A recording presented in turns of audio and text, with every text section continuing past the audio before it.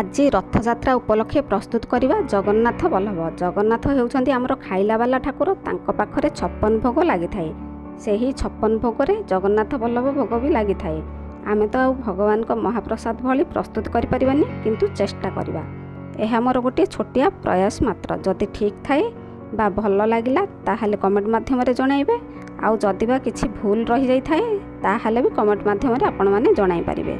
तो चलतु प्रस्तुत आरंभ करवा जगन्नाथ बल्लभ। से आवश्यक उपकरण गहम चूना गोटाई गिना, अध गिना चीनी, अध गिना घी, किछि मसला मुठी नहीं, गोलमर्च, लवंग, बड़ अलैच। आमर तो भगवान ठारे गुजराती लागेनी, बड़ अलैच नेबा।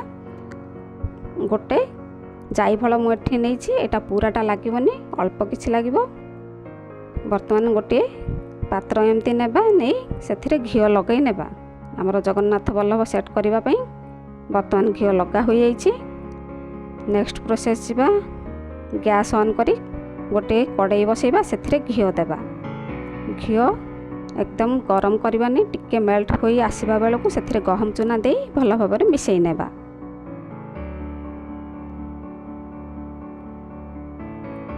घी एकदम गहम चूना मिसवा पर्यंत एमती टिके भल भाव में घांटुथिबा।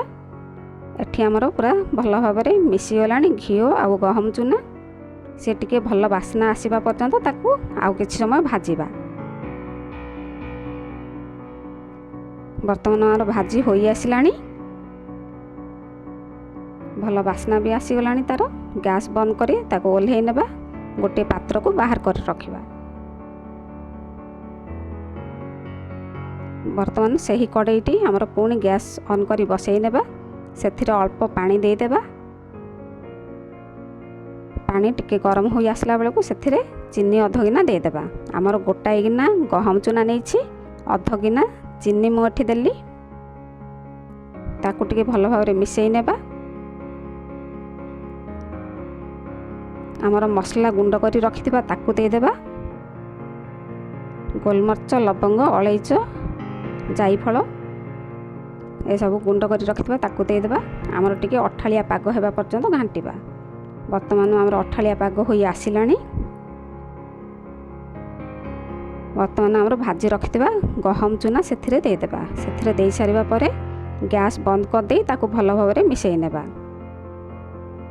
एकदम भल भाव में मिसिया पर्यंत एमती लगातार घांटिबा।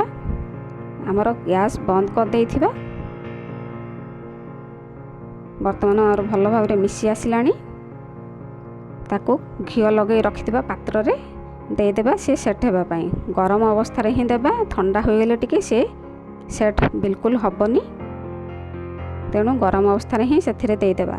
दे एमती टिके चामच रे घसी घसी चारियाडे टिके चिकणिया करि नेबा। ताकू टिके टच कला भली ठंडा हेबाकू देबा। टिके टच कला भली हाथ रे ठंडा हो गेला परे ताकू काटी नेबा। नचेत पूरा ठंडा हो गले सी काटी हेबनी, भल सेप आसबनी। एमती काटी सारिबा परे एकदम भल भाव में ठंडा हेबाकू छाड़िबा। एठी हमर एकदम भल भाव में ठंडा होई आसिलानी। गोटे पीस बाहर करी मु वर्तमान देखौछि। देखंतु से केते बढ़िया रे बाहरी जाउछि।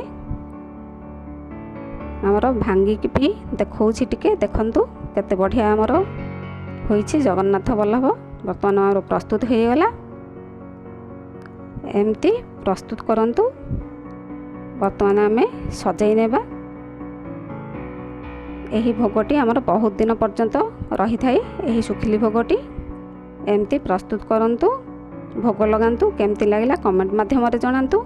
लाइक करंतु, शेयर करंतु। सब्सक्राइब जदि करना मो चैनल ताहले सब्सक्राइब करनियंतु। धन्यवाद।